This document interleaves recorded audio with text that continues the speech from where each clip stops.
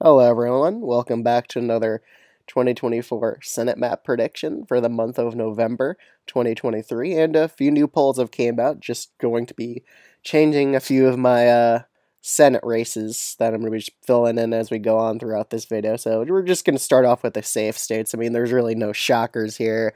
Nebraska ain't going to be competitive. Indiana ain't going to be competitive.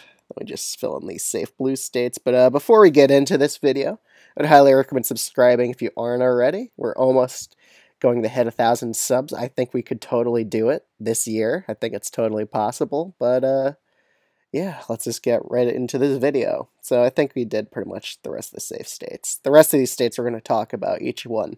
So starting off with Missouri, we have Lucas Kunce running against Josh Hawley. Again, I could see Josh Hawley underperforming again a bit because I do think Lucas Kunce will be a pretty decent candidate, but I just don't see him losing by under 10 here. I just think Josh Hawley is going to easily win the state of Missouri by over 10 points against Lucas Kunce. I don't think it's going to be that super competitive. I just see Hawley underperforming by 2 or 3 from the Republican nominee. Okay. What other state we got on the board? Okay, Maine, Angus King is running for re-election. It's an easy, safe Democratic hold. New Mexico, like, there's no solid Republicans running here. So that just seems to me like an easy Democratic hold here. I think he'll pretty much outperform the Democratic nominee, which is going to be Joe Biden by a good amount here. I just don't think there's any good Republicans running here against him. Okay, what next? Virginia. Well, the big thing with Virginia is, even though Hung Cao, I do think he'd be able to make it as a likely Democratic race, I don't think he gets the nomination. Because right now it's looking like another Republican. Let me just head to it. I could show you why I think that exactly. Because I'm kind of basing it off of just endorsements.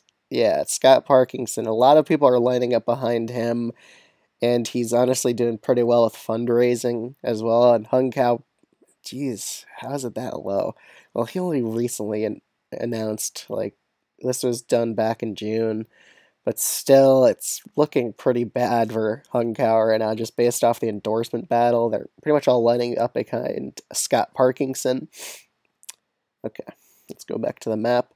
So that's why I have it as safe blue, but if it's Hung Cao as the nominee, it's likely D, but for now it's looking like the most likely nominee is going to be Scott Parkinson in Virginia, so that's why I have it that way.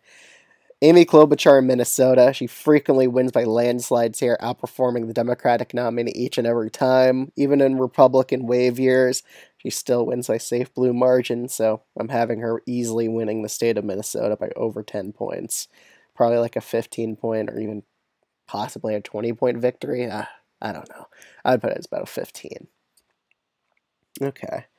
So with West Virginia, it's highly dependent on who the nominee is for the Republicans, but right now it looks like Jim Justice is easily winning the primary race here by a good amount. So if he's the nominee, it's going to be safe Republican. Yeah, I think Manchin's that DOA. If Justice is the nominee, Justice just has a way better approval rating than Manchin does. However, Manchin does have a chance. If he could run as an independent, maybe he could get it down to likely Republican. But then again, he's probably not going to do that. He's probably going to still stay with the Democratic Party line. And another thing is, if the Republican nominee isn't Jim Justice, Manchin actually has a chance at winning, and I would even downgrade it to lean Republican. But for now, it looks like Jim Justice is going to be the nominee. So a safe Republican flip here. Again, it's an R plus 40 state. It'll be very hard for Joe Manchin to hold on here, which is why I have it as safe Republican. So in neighboring Pennsylvania, we have, let me just check out the candidate for the Republicans. So David McCormick is most likely going to be the candidate here, but we're up against a very strong candidate in Bob Casey Jr. He typically wins by pretty much a landslide margin, sort of similar to Amy Klobuchar, but Pennsylvania is more of a swing state. But in terms of the polling, yeah, it's looking like it's going to be a Bob Casey route here against David McCormick. Again, they're probably going to label McCormick as a carpetbagger like they did with Dr. Oz, because again, he has not that much connections with Pennsylvania. He's mostly from Connecticut. So again, it's probably going to be a likely blue race here. McCormick will be able to self-fund his campaign, but that's not enough to beat a household name like Bob Casey in the state of Pennsylvania. In the state of Wisconsin, we have Tammy Baldwin running for re-election here, and again, all the good Republican candidates have dipped out. They're not running. I don't know why people keep putting it as like tilt blue. I'm seeing these predictions. That's insane. It's not even going to be tilt blue. There's no good Republican candidate running, and incumbents typically have a very large advantage in running for re-election, especially in Wisconsin, which usually likes to retain its incumbents, as we've seen in the 2022 elections. So, again, this is not going to be a competitive race. No good Republicans are running. I think Tammy Baldwin pretty much easily wins here by a likely blue margin. I highly doubt it's going to be super competitive like people are overhyping. I don't know why people keep doing that, but it's definitely going to be probably a 5 to 6 point victory for her in the state of Wisconsin.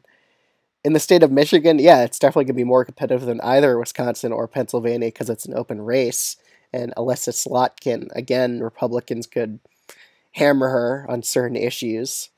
But again, it'll be a bit more competitive, but I just see her winning here because I do think she's a pretty decent candidate that could appeal well to independent voters in the state of Michigan. But this is a more realistic opportunity for a flip than Wisconsin or Pennsylvania is for Republicans, because, again, Wisconsin, no good Republican candidates running. Okay. What state should we head to? Oh, I forgot to fill in Washington this whole time. Yeah, there's no competitive race here. Sorry, guys. But let's see.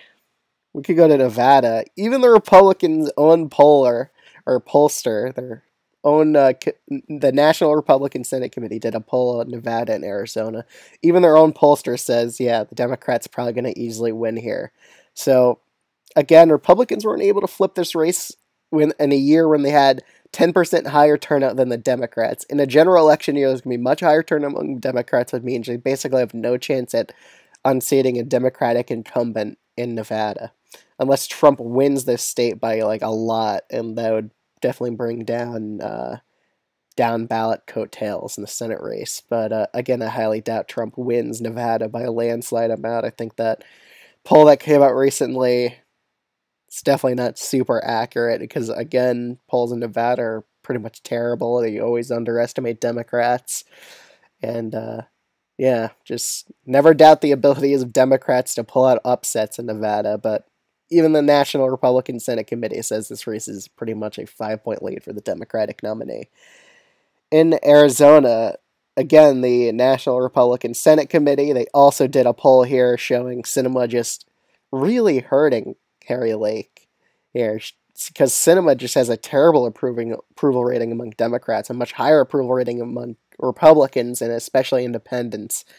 So, again, most Democrats are lined up behind Ruben Gallego, while a lot of Republicans are kind of split on Lake and Sinema.